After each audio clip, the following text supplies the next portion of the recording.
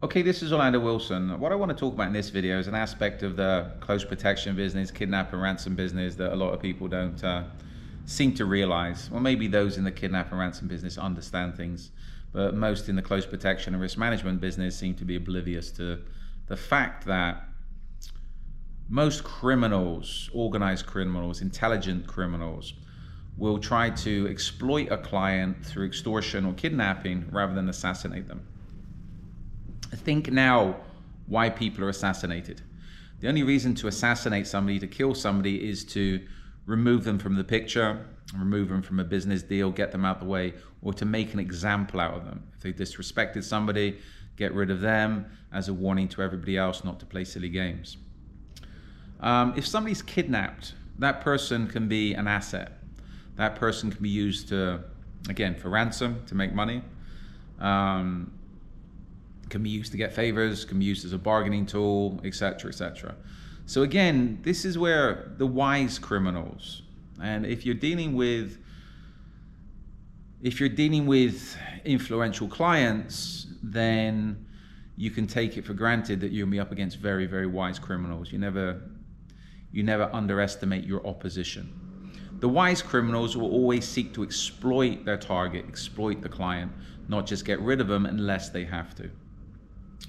Now let me give you a story that goes back a few years. A few years ago, I spent a little bit of time in a Middle Eastern country, which is a little bit volatile at the time. It still is compared to a lot of places.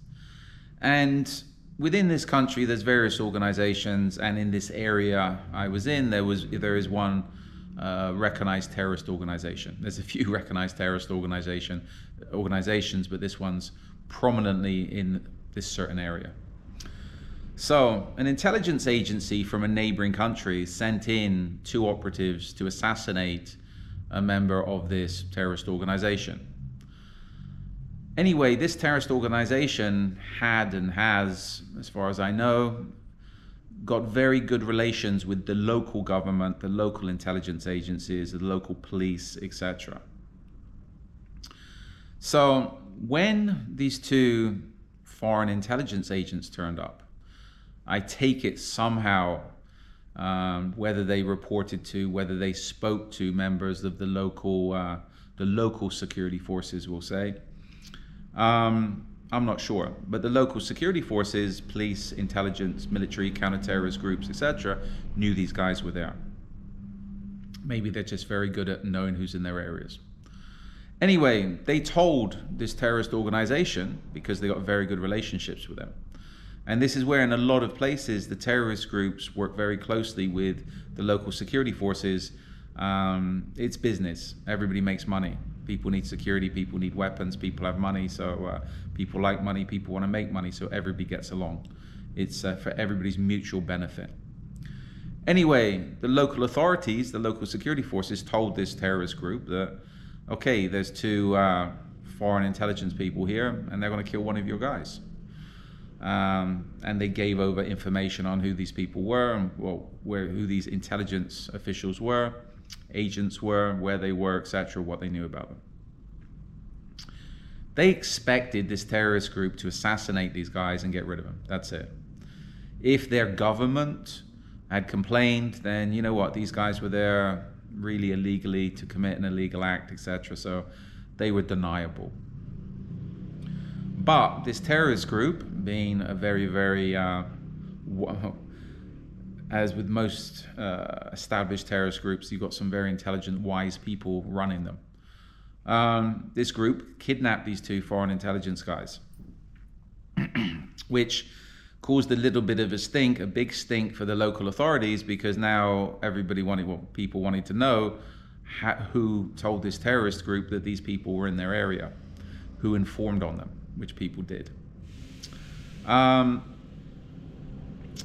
now this terrorist group, they had a major propaganda victory because they had these 2 foreign intelligence agents, and they also had a bargaining tool to, I take it, try and get their people released from who were in jail in this other country, get favors, etc., etc. So this is where they turn this situation where they could have easily killed these guys, But why kill these people when they were very, very valuable assets for them? And again, they can be used in multiple ways: propaganda, favors, bargaining tools, ransoms, etc. So this is where you've always got to look, when you're doing your threat assessment, you need to look at your client and say, okay, how could the client be exploited? You have to think like the bad guys. If you understand how the bad guys think, if you understand how the bad guys will operate, then you can counter them. If all you're thinking is the one-dimensional, well, we need to protect the client from physical assault or assassination, you know what? In my world, you're running at like 25%, if that, because you're thinking about, I'd say 25% or less of the problems that the clients could possibly encounter.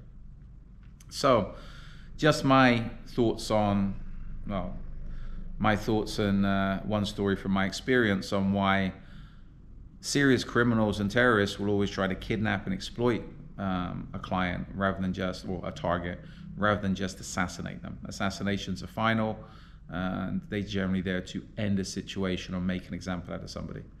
Anyway, follow me along on social media. I've got a lot more of these videos up, a lot more stories. I have an array of books up on Amazon, one specifically to talk about kidnap and ransom. And if you're connected with me on social media, I prefer LinkedIn these days, LinkedIn X. We do have a Telegram group. Risk Incorporated has a Telegram group. Feel free to reach out to me, and if you've got any relevant questions, ask. And I will get back to you in time. In the meantime, be good, stay safe, and as always, try to stay out of trouble.